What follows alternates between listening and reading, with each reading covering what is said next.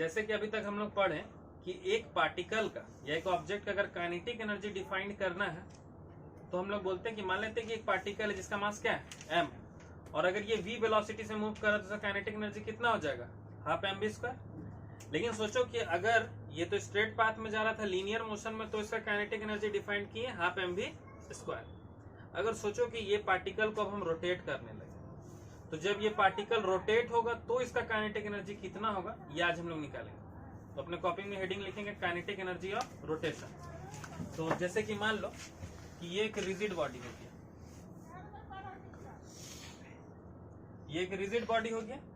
मान लो कि ये रिजिड बॉडी में पार्टिकल पहला वाला का नाम दे दिए m1, दूसरा पार्टिकल का नाम रख दिए m2, तीसरा पार्टिकल का नाम रख दिए m3, और ऐसा करते करते nth पार्टिकल का नाम रख दिए mn। तो सेंटर से इनका डिस्टेंसेस कितना हो गया, इसका डिस्टेंस हो गया r1, इसका डिस्टेंस हो गया r2, इसका डिस्टेंस हो गया r3, और इसका डिस्टेंस हो गया rn। तो सोचो कि जब ये रिजिड बॉडी रोटेट करते रहेगा, तो रोटेट करते रहेगा मतलब इसका जो पार्टिकल, इसके अंदर जितने भी पार्टिकल वो सारे रैंडमली मोशन में, ठीक है, इसके अंदर जितने भी पार्टिकल्स होंगे वो सारे के सारे मोशंस में। तो मान लो ये पहला पार्टिकल जो m1 है वो v1 वेलोसिटी से मूव कर रहा होगा, दूसरा पार्टिकल v2 वेलोसिटी से, तीसरा पार्टिकल v3 वेलोसिटी से, और जो nth पार्टिकल होगा वो vn वेलोसिटी से मूव कर रहा है। और इंटायर ये रिजिड बॉडी जो है वो एंगुलर वेलोसिटी ओमेगा से रोटेट कर रहा है। यहां तक तो कोई दिक्कत नहीं है। मान लेते हैं कि ये एक रिजिड बॉडी है जिसमें 1 से लेकर के n पार्टिकल, और हम लोग इसको क्या कर रहे हैं, रोटेट कर रहे हैं विथ एंगुलर वेलोसिटी ओमेगा। तो यहाँ पर ढेर सारा पार्टिकल, इसलिए हम लोग कंसीडर किए m1, m2, m3 और अप टू n पार्टिकल, और सबका डिस्टेंस लिखे सेंटर से r1, r2, r3 और rn तक, और सबका वेलोसिटी कितना हो गया, v1, v2, v3, और ऐसा करते करते vn वेलोसिटी। मान लो अगर हम फर्स्ट पार्टिकल का काइनेटिक एनर्जी निकालते हैं, तो पहला वाला पार्टिकल का काइनेटिक एनर्जी कितना हो जाएगा, हाफ एम वी स्क्वायर। तो पहला पार्टिकल का नाम 1 है इसलिए हम m1 रख दिए और इसका नाम v1 रख दिए। हम लोग ये जान रहे थे रिलेशन लीनियर वेलोसिटी और एंगुलर वेलोसिटी। तो लीनियर वेलोसिटी और एंगुलर वेलोसिटी का रिलेशन है v बराबर r ओमेगा। v यहाँ पर क्या है, लीनियर वेलोसिटी, और ओमेगा जो है वो एंगुलर वेलोसिटी। तो अगर हम यहाँ पर v के जगह पर ये टर्म को पुट करते हैं तो v1 के जगह लिखेंगे r1 ओमेगा स्क्वायर। ओमेगा जो है वो फिक्स्ड है सारे पार्टिकल के लिए, एक ही एंगुलर वेलोसिटी से ये रोटेट कर रहा है। तो कितना हो गया, v1 के जगह क्या लिखे, r1 ओमेगा स्क्वायर। मतलब इसको अगर सॉल्व करेंगे कितना हो गया, 1/2 m1 r1 square omega square. ये फर्स्ट पार्टिकल के लिए निकल गया। सिमिलरली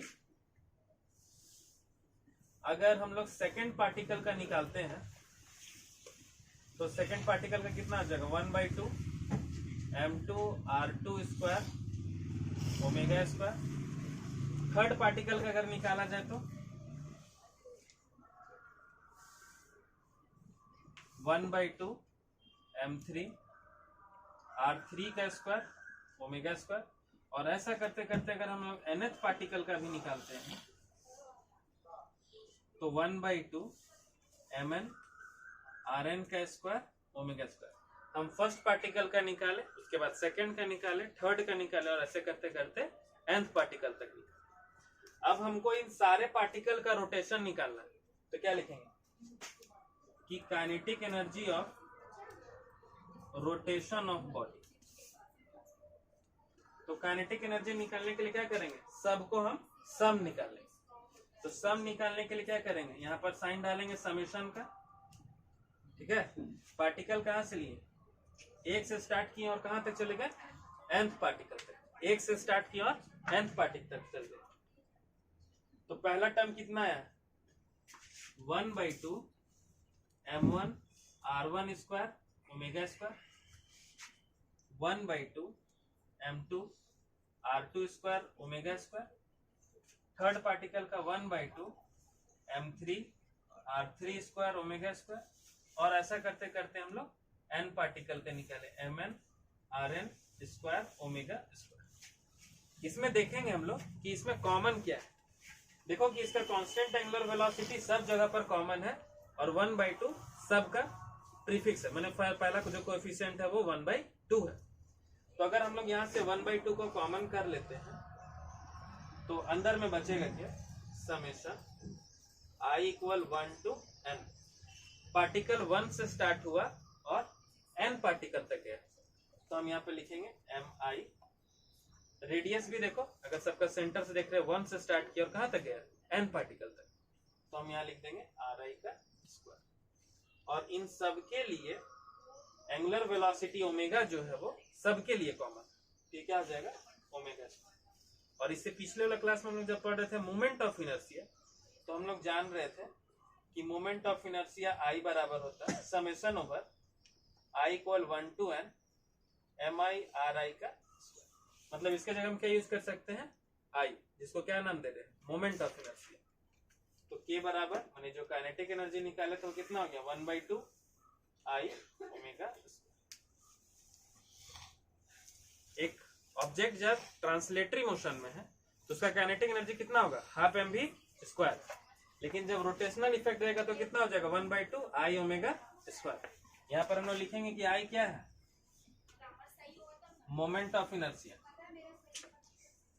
और ओमेगा जो है वो है एंगुलर वेलोसिटी।